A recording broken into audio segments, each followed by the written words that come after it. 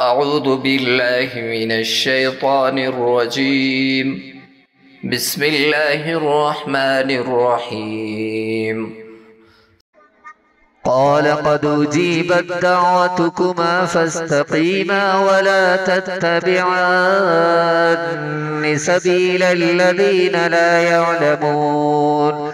وجاوزنا ببني إسرائيل البحر فأتبعهم فرعون وجنوده بغيا وعدوا حتى إذا أدركه الغرق قال آمنت أنه لا إله إلا الذي آمنت به بنو إسرائيل. صدق الله العظيم. والسلام عليكم ورحمة الله وبركاته.